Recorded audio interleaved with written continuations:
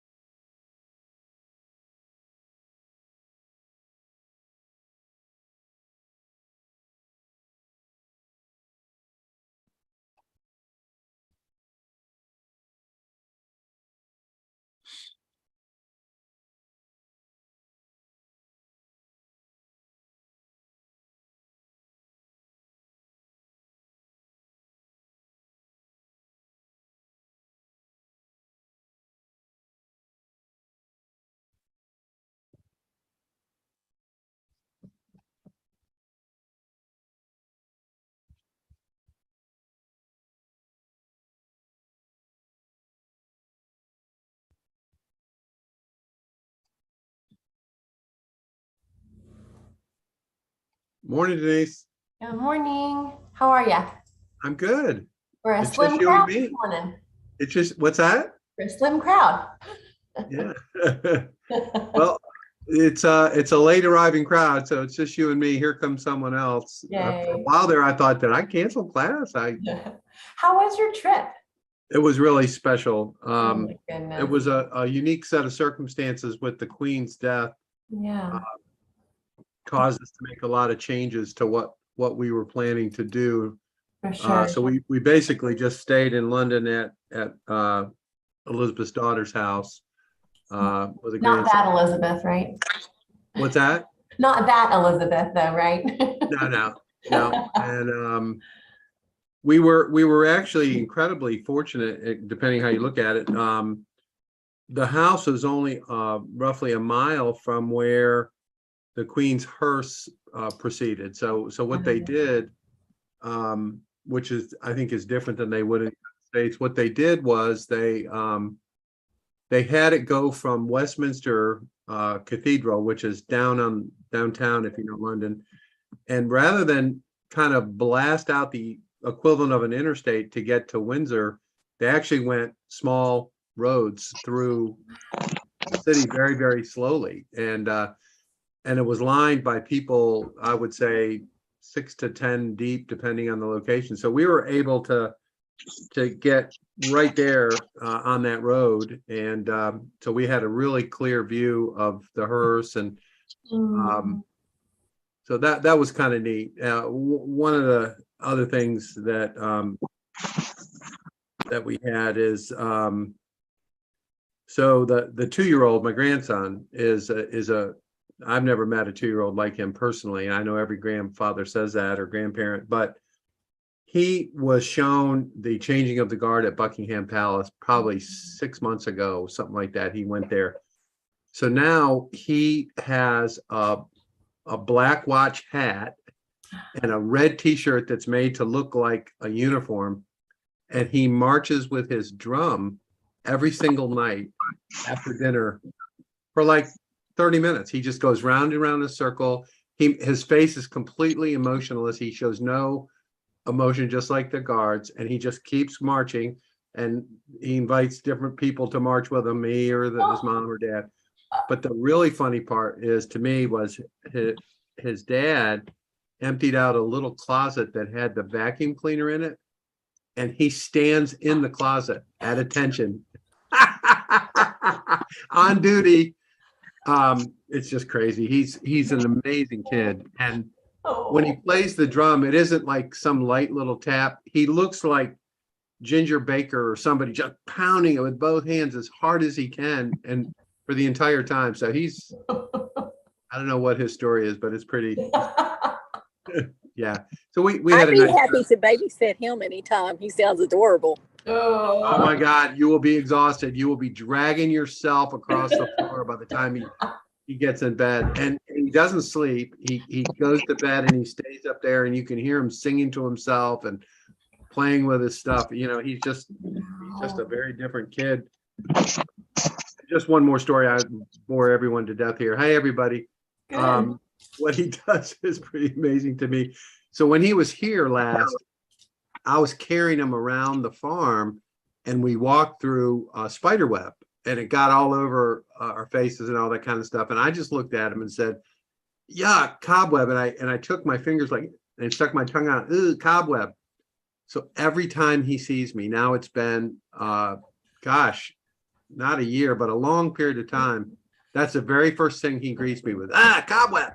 And his parents tell me sometimes he'll just ask to be able to call me to talk about the cobwebs. Oh my gosh. It's pretty, I mean, he never forgets anything. It's just really amazing.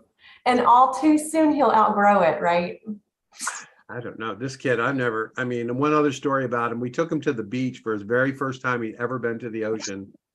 And he was standing there, and a wave knocked the hell out of him. I mean, just knocked him backwards and feet over, just and his mother was freaking out. He gets up, laughing his head off, and sprints full speed back into the surf. Yes. He could do that. I mean, he's just like, bam, bam. He's totally fearless and just bring it, right? Yeah, he charges into everything. It's pretty cool. Aww, good. All right. Well, hey, everybody. Thanks for listening to my boring stories. So we're going to go over KPIs today, which we've had fun with in the past. I do want to point something out that I actually just learned the other day. So KPIs are really important, and they're pretty well known in the business community. But there's also something I'm going to share with you. It's called OKR. And OKR is like a higher level of management of indicators. So I'm just going to throw that out there. I'm going to see if I can find any material on it. But I have found out that almost every tech company, venture-funded tech company, uses OKRs rather than KPIs. So whatever. To me, it's all the same thing. It's all measuring, attempting to measure progress. But the OKRs are maybe a little more in depth. This is over at 10:30. I'll probably go at 11. You can't hear me. I got it muted. KPIs.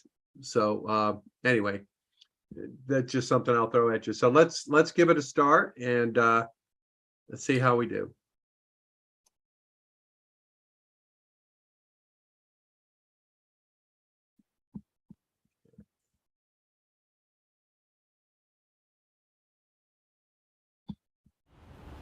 So today's purpose is to identify your key performance indicators by following your customer's journey so that you know what to grow during Techstars and beyond.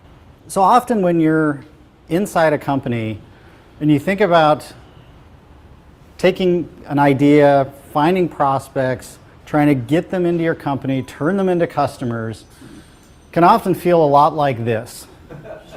So you put your safety goggles on because entrepreneurship's a little bit dangerous sometimes. You're like, okay, we're going to knock down these dominoes, run these marketing campaigns, we'll try to get some attention from the market, try to get people to pay attention to us. That'll knock over a couple other things. We'll get some leads, we'll try to get those leads in the door. That'll knock a few more things off. Now we got the ball rolling internally with our delivery of the product. We try to get them, signed up, provisioned, onboarded. Try to get, find the little places where we didn't quite do it right, which then kicks off another thing, which whacks some consumer complaints. Got bodies flying, parachutes jumping, balls dropping, cans going over. And at the end of the day, we're trying to figure out how the heck to make this business work. And early on, most of the time, all we get is a bunch of paint in our face. So this is very much what it's like to be in an early stage startup. The reality is, as your company scales, as you grow, the Rube Goldberg machine goes away a little bit. And notice here you can see in the background, this was not the first time they did this. If you want to see this whole thing, this is from OK Go. It's one of their fantastic videos. They did it in one take with one camera. Crazy. But building and scaling a company can feel like you're living inside of a Rube Goldberg machine. Should feel really simple to be like, can I just run an ad and get $1 million out the other end, please? But early on, you have to go through all that stuff that you just saw OK Go through. So today what we're going to try to do is make that Rube Goldberg machine a little bit more visible to you, gain a better understanding of how your business works by determining 2 to 3 KPIs you need to understand, track, and goal set to drive progress here and beyond.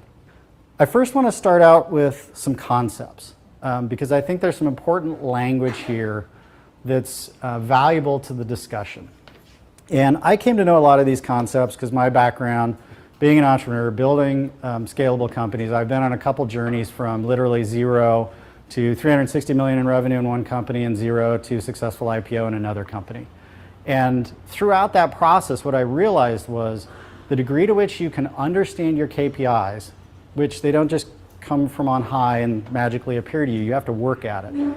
But the degree to which you can understand those KPIs, it really, really can drive the success of your company. Okay, so let's talk about concepts. KPI, just want to make it clear, key performance indicator. These are all kind of fall into the branch of metrics. So as I think about this, there are metrics, which represent a numerical understanding of your business. KPI is a subset of that, which are the key indicators that you really pay attention to that are the drivers of your business, or at least measure critical drivers of your business. Metrics in general, but specifically KPIs, allow you to create a shared understanding within your company, not just with the people inside your company, but with investors as well. It's a great way to share with them how your business works. It allows you to effectively communicate internally as well as externally, because right now, you're at the size where you're just figuring stuff out. As you start to scale, you're all going to be the chief communication officer in your company. You're going to be storytellers telling the rest of the organization how this moves forward, how it works. It enables structured thinking and validated learning. So if we think about learning, validated learning, that's derivative from the scientific method, which means we have a hypothesis. If we do this, we expect this result. And by actually measuring the result, you can compare that with the actual, and it's in that gap that creates learning. So critical to understand how your business works. But ultimately what this is about, not an academic exercise, but this is about making progress in your business.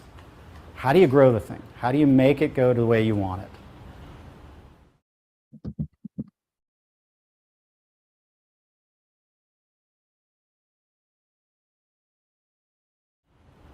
With the concepts, I'm going to give an overview here and I'm going to give examples. Then, because I believe it's beneficial sometimes to learn not in your domain, is I'm going to give you a car driving example because my presumption is, especially being in LA, everybody drives, everybody's familiar with cars.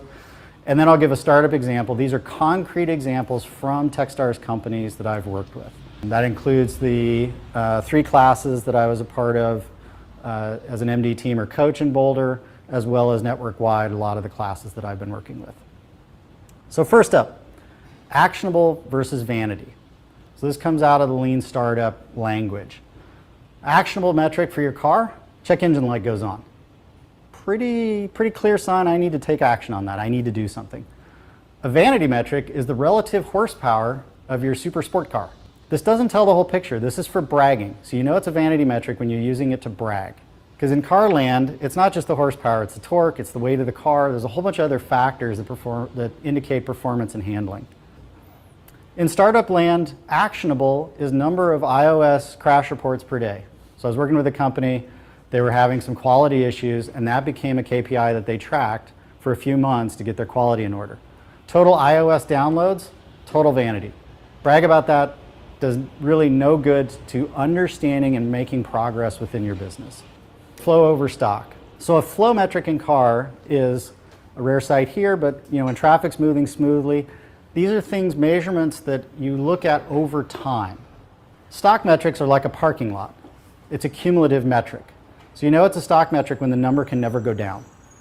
Stock metrics are very dangerous to pay attention to in your business because by definition, they only go up and to the right.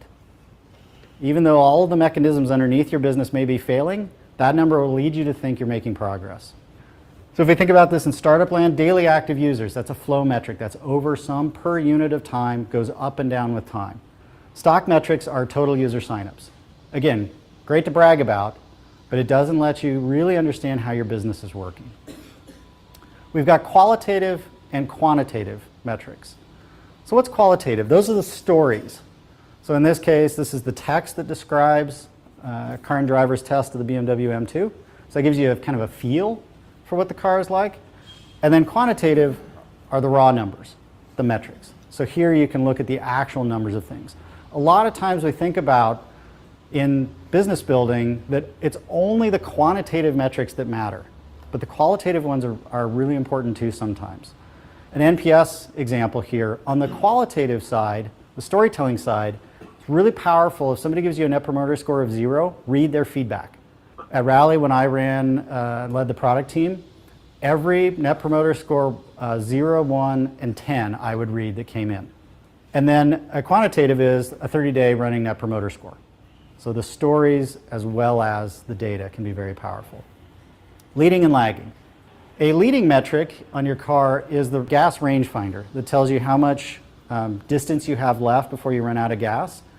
Not 100% accurate. Mine's at the very beginning tells me about 100 miles more than I actually have, and at the end tells me about 10 less than I actually have, which is probably a good thing. A lagging metric is the trip odometer, how far you've been. So leading indicators or metrics help you see into the future in a way that does have some noise and error into it. Lagging indicators tell you the story about what happened in the past. So if you think about running your business, if you're running your business off of lagging indicators, it's like driving your car looking through the rearview mirror. Leading indicators are like looking out the front of the car. I actually know somebody who can drive pretty effectively looking only out the rearview mirror. It's kind of creepy. As long as the road's straight, you're good, but any turns and you're in trouble. Business is the same way. The thing about startups where you have a huge advantage is larger companies run their company almost exclusively off of lagging metrics. So if you can create, or if some market trend bends the road on them, they're just going to keep going straight. And you can follow the bend in the road because you're looking out the front of the car, not out the back. So if we think about this from a startup standpoint, prospect demos per week, that's a leading indicator potentially of sales. Now, if you're in marketing, because this is all relative, leading and lagging is relative. If you're in marketing, prospect demos per week is actually a lagging indicator of your marketing campaigns. So keep in mind, it's very perspective-based where you're at between leading and lagging. But obviously, prospect demos will come before deals closed per week. So if you want to predict how many deals you're closing this week, some math on your prospect demos will help you build that understanding of your business. Generic, specific, and behavioral. So as we think about this, metrics can fall into these different camps, different classifications. So in a car, a generic metric is the speedometer. Every single car has a speedometer in it, so you can know how fast you're going. A specific measurement in your car related to gas cars, not electric, is the oil temperature. And then behavioral is if you put one of those computer dongles into your car, it can tell you if you're braking fast, if you're accelerating hard, so it can give you all these behavioral statistics around your business. So the startup equivalent is, a generic metric is available cash. Now, any of you that are close to running out of money know that this doesn't mean just because it's lag or a generic metric that it's not a valuable metric. Because if you're getting close to running out of cash, available cash is a KPI you should pay a lot of attention to. But it's generic. Every company in the land has one of those. Monthly recurring revenue, that's specific to term-based businesses, so recurring revenue type businesses.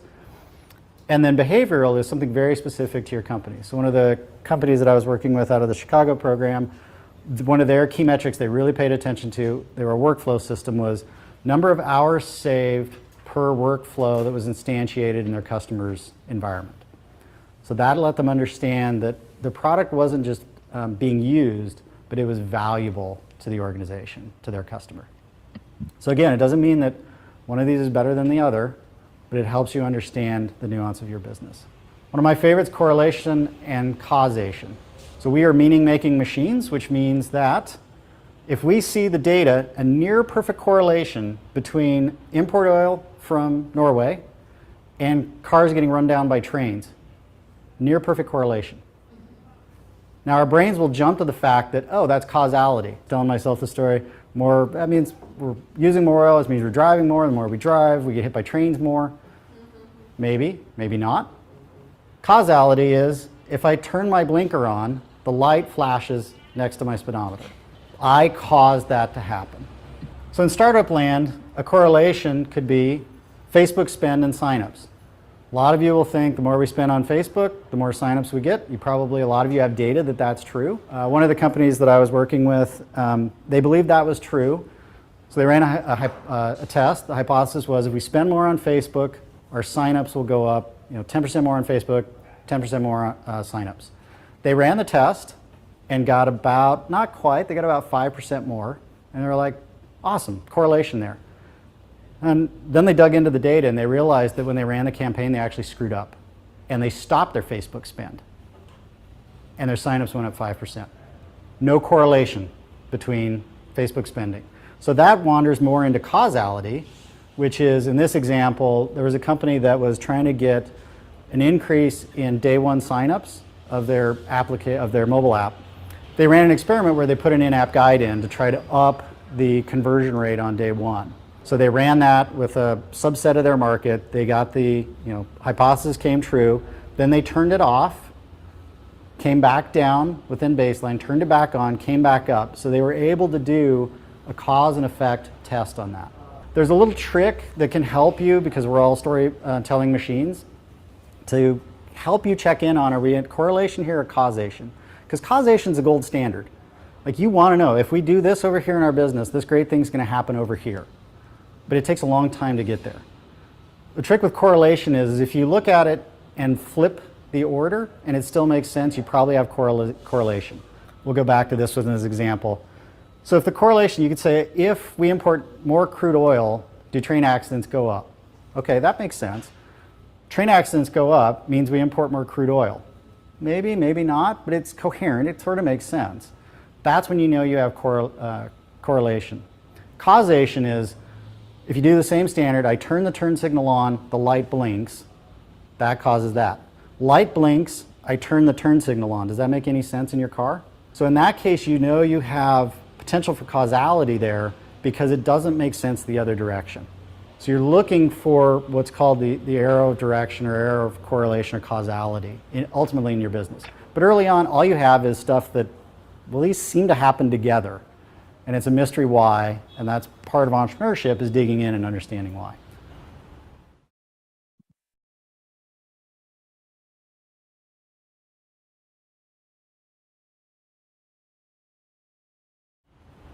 KPI dynamics. How do these fit together? How do we think about KPIs in a larger way? There's kind of two axes I'm going to build here. The three things I talked about, generic, specific behavioral on one side, and then leading to lagging on the other. So again, I talked about leading to lagging is based on your perspective. It's not like it's an absolute. There's a continuum here. There's also a continuum on the generic, the specific, and the behavioral. That's a continuum too. So there's a powerful way you start to think about metrics in your company. And I'll talk about when you're in investor meetings, you can learn a lot about an investor based on the questions they ask on this schematic here. There's a zone here of your metrics or KPIs. If you plot them against these two axes, In the bottom right here are accounting KPIs. These are the easy ones to come to because they're generic, they're common to every company in the land, and they tend to be very lagging indicators. So an example of that is cash balance. Every company in the land has a cash balance, and it's the most lagging indicator possible for your business. A lot of companies will say, we need to up the cash balance. There's a couple ways to do that. You can bring in more revenue from customers, you could raise more money from investors, but ultimately, just because you need more cash doesn't mean it will give you answers about how to raise money or how to bring more money in from customers. But it is a powerful KPI, especially if you're running low on cash. Next, there tends to be this kind of region of investor KPIs. Now we're starting to get more specific into your business, and we're getting more into leading indicators of how your business is working. So if we think about cash balance, months of burn is your burn rate. Cash balance, burn rate, gives you the months of burn. So that's a little bit more of a leading indicator. You're looking a little bit more out into the future. MRR, again, more of a leading indicator, but now specific to your business. Daily active users, that's another example here. So these are questions that often investors will ask you about. There's another zone here, which is management KPIs. And this is the zone that's really important to get into as you operate your business. It's going to be super easy and very obvious to pick all of the accounting KPIs for your business. Please avoid that. It's okay to pick kind of in the investor zone. You should have answers there. Initially, it's okay to operate your business with an understanding just at that level. But ultimately, what you want to get to is an understanding of your business where you can figure your business out based on the management KPIs.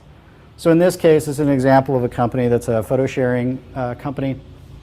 A leading indicator is impressions per day. So that's more of a marketing, but it's still pretty generic because most companies, when they're doing kind of lead-based generation, are going to have some kind of impression metric. Way up there in the behavioral is, they noticed that on the 7th picture that somebody added, their likelihood of staying on the site grew.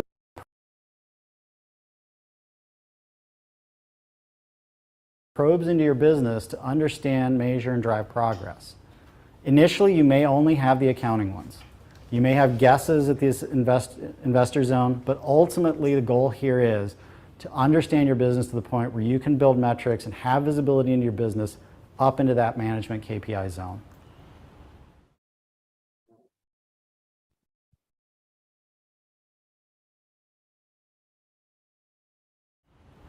A lot of people think, okay, as long as I just have KPIs, we're golden.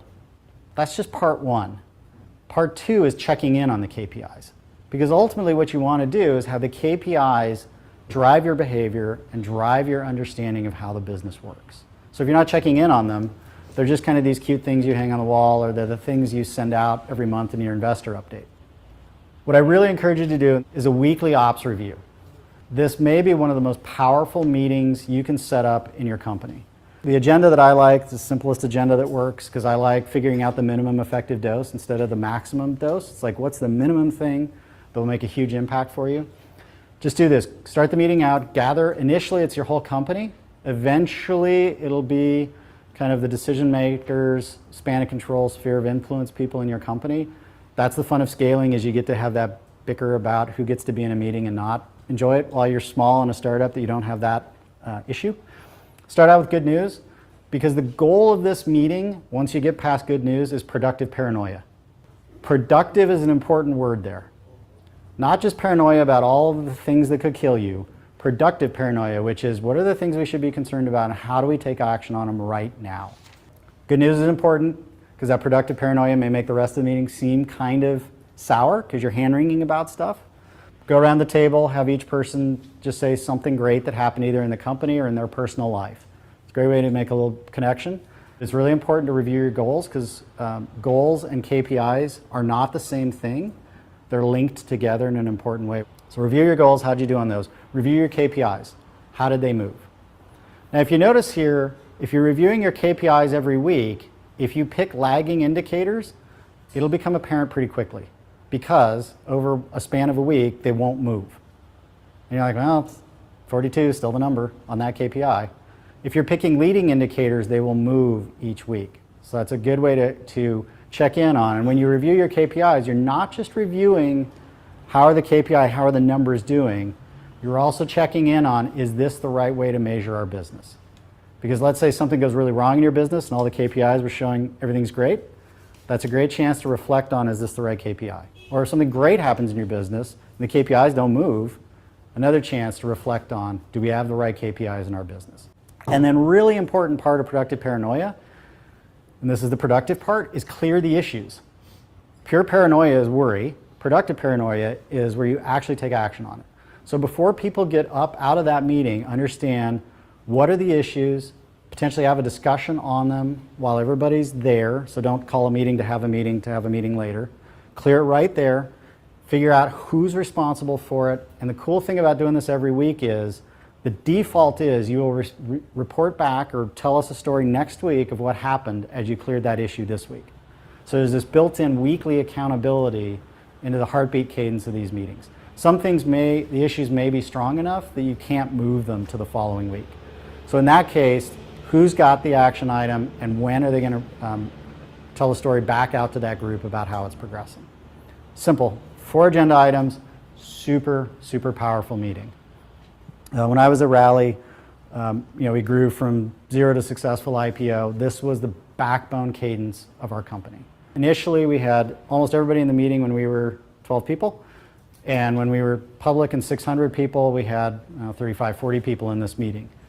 And it's not like it's a 5-hour meeting. So one of the ways to think about this is this cadence, these meetings are a way to invest in your success.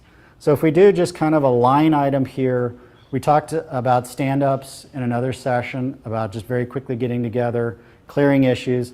So let's say that takes 15 minutes a day. I encourage a half-hour ops review. These do not need to be an hour long at this size. As you get bigger, sometimes they get to be an hour. But even when we were 600 people in public, we would get through that part of the meeting in 25 minutes. Complete review of every bit of functional bit in the company in 25 minutes. Retrospectives and weekly planning. When you think about working on the company versus in the company, so on is where you're improving the company, working in the company is just busy doing things.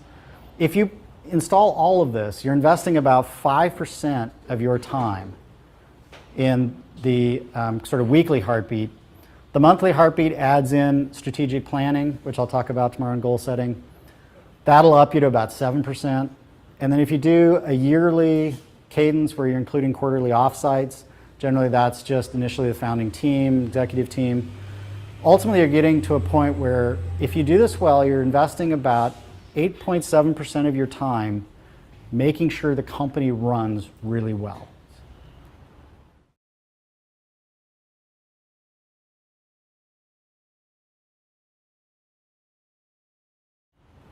Buy-in on KPIs within the organization. How do you fast track that? So usually within startups, buy-in is a pretty easy thing to get because you're all pretty vested in it. You may get to the point where there's a debate, is it this KPI or that KPI? What I encourage you to do is focus with the conviction to change. It's really, really alluring at this stage of your company to say, I'm just going to like bomb a floodlight out into the market. I'm going to bomb a floodlight out into all of the metrics that are going on in our company. I'm going to have a dashboard with 100 metrics on it. Like, I rock at this. That's not focus. So in doing that, you're hoping that what will come back is like, if I shine a big enough light, something will flash in the distance and like I'll go respond to that. The trick is to shine a bunch of lasers in. Because the problem with the floodlight is if something reflects back at you, you have no idea why. One of the CEOs that I used to work for, he said that it's awesome to have a company that's working and you know why. It's awful to have a company that's not working and you don't know why. It's really bad to have a company that's working and you don't know why. And so the trick with shining this floodlight in is you can have a company that's working and you won't know why. And then there's a lot of expectation like, well, hey, it's working. Here's a big pile of money. Go crank the knob up and give me a bunch of money back as an investor. And you're like, oh, I don't know how this thing works. It's just making money. And so that pressure can be really challenging. KPIs are the same way. If you have 100 KPIs, because it will be easy to avoid that conversation narrowing in on one by just saying, oh, sure, yeah, let's monitor that too. Ah, yeah, let's monitor that too. The next thing you know, you wake up and you have 100 KPIs. That's not the way to do it. The way I encourage you to do it is say, okay, here are candidate KPIs. Let's laser focus on these for the next week, next month. Let's see if we put structured energy into moving them. Do they move? Does it move our business forward and make progress? If your business is stagnant and your KPIs are stagnant, you're just kind of in a murky place. If your business is failing and your KPIs are going up, then you ask yourself the question, okay, did I just land on a leading KPI and things are going to be good later? Or if there's no correlation there between the energy you're putting in and those metrics moving, it's the wrong metric. So focus, but with the ability to commit to a new one quickly is what I would encourage you to do to build consensus around what are the right things to monitor. And you may realize that we're monitoring 3 here, that really this behavioral leading indicator is the one we really care about. Let's ignore the other 2. So you'll kind of narrow it down over time. But that's part of the numerical understanding of your business. It's messy at first, just like what you're doing. It's messy. Like probably most of you sitting here are like, yeah, this is messy. I wish I could turn the switch on and the light would go on, but it doesn't work that way. I have to like do a voodoo dance in the corner and eventually the light goes on. It's just messy. And the KPIs will help you get clarity around that.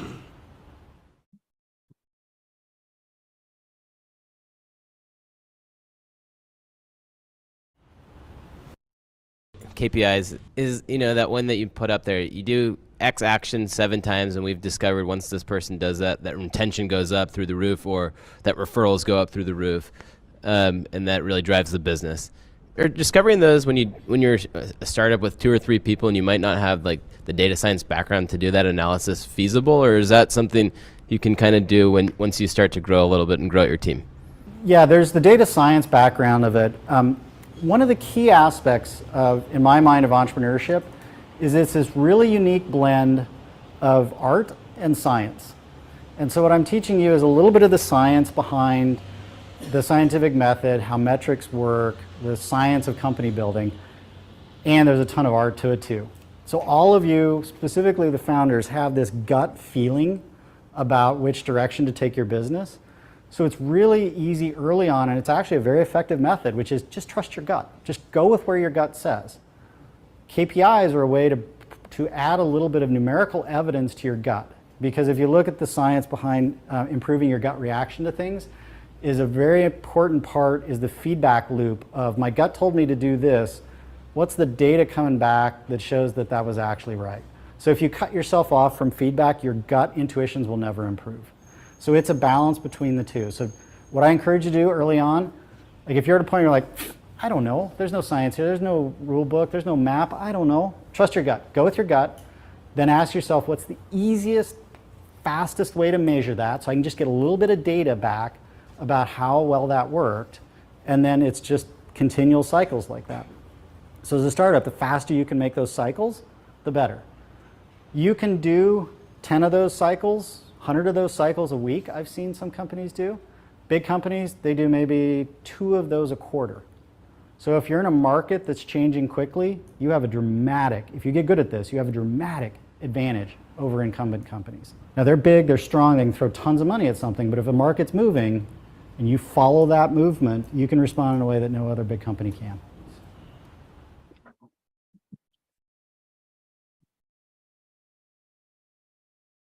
Okay. So there is one more on there. It's a workshop on how to find your KPI, and since everyone is so different, their business is so different, I think it's better if you just kind of do that yourself. There's also extensive worksheets in this section under member resources on accelerateworld.org. There's worksheets, there's all kinds of stuff. The point, I guess, to really think about, and I thought that person asking the question at the beginning of that last segment really hits the nail on the head. When you hear things like, oh, you have to have KPIs, if you're not a technical person, if you're not a data scientist, the obvious thing is, well, how the hell do I do that, right? So this workshop thing, this video workshop and the worksheets will help you, but don't get too wrapped up in the terminology, okay?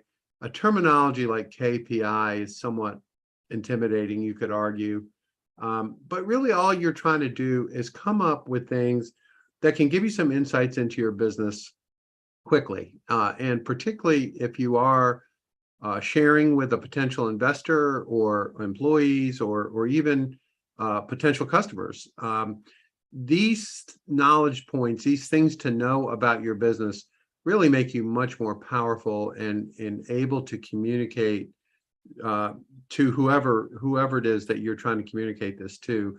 But it also, if you think about your business, beyond the day you started it and to where you are now, the things that you do on a daily basis are different than they were the day you started. And that's going to continue through the entire life cycle of your business. And I would argue that creating some sort of way of measuring progress, combination of, as he said, gut and science, is really important. And the biggest advantage for all of you is really lowering your stress level, right? If you're, he used the example of paranoia, if you have no idea what's going on and you're paranoid, that's pretty scary. If you do know what's going on, maybe you won't be as paranoid or paranoid about something different. And I think that's a really important thing for self-care, for your own mental health, your own ability to kind of deal with the constant stream of stuff that comes at you. So think of these as tools or as ways to process. He made a couple references to big companies in there, and the point of that is that I don't think there are any big companies in the United States that don't make extensive use of KPIs and or the OKRs that I mentioned earlier, some sort of measurement of things. And the bigger you are, the more important that is, because if your business is in a tailspin and you've got 300 employees, you better know that. You better, and it's not just someone's opinion. Someone runs, boss, our packaging machine broke and the stuff's all over the floor or whatever. They're all different levels, but I think it's really important to build yourself a process that can scale along with your business as you grow. And it doesn't mean that you have to be a data scientist or you have to know everything about this. You don't. There's some tools in here. There's some worksheets. And as he said, pick 2 or 3, pick one, start somewhere, and whatever measure, it could be visits to your website. It could be number of appointments with grocery stores that you're trying to, get into on a wholesale basis. There's lots of different metrics that are not that technical, but are indicative of kind of what's going on with your business and what some things you should think about. And the goal is not to be, as he said, you don't want 100 KPIs. You don't want to make it about the KPIs. You want to make it about your business and giving yourself a chance to grow and succeed without it really, half killing you from the stress and the uncertainty of it all. So anybody want to comment or jump in on this? Happy to chat about it. Okay. That's it for the KPIs. Again, the workshop part is the last video in the member resources under TechStars, under Find Your KPIs. And there is the worksheets also. So if that's helpful and anybody has any questions, don't hesitate to reach out. Tomorrow, we're going to talk about one of my favorite subjects, which is newsjacking, weird name, but leveraging things that are going on around you to grow your business without it costing you money. It's a trick used by a lot of the big players that they kind of de-emphasize. But you all have access to social media, you have access to your websites, you have access to whatever email lists you might have. So I think in terms of thinking about, how to do this, we're going to have some examples, you're going to see it. But I think it's very doable by all of you without heavy duty programmers or developers or any of that kind of stuff. It's something that can be done. And it doesn't have to be negative newsjacking. It doesn't have to be using some really negative news to leverage. Look for positives, look for things that may be a little bit local to you or regional, that would, cause your audience or your customers to pay attention, say, oh, look at that. That's kind of cool. So that's what we'll cover tomorrow. And thank you all for coming in today. All right. We'll see you later. Bye-bye.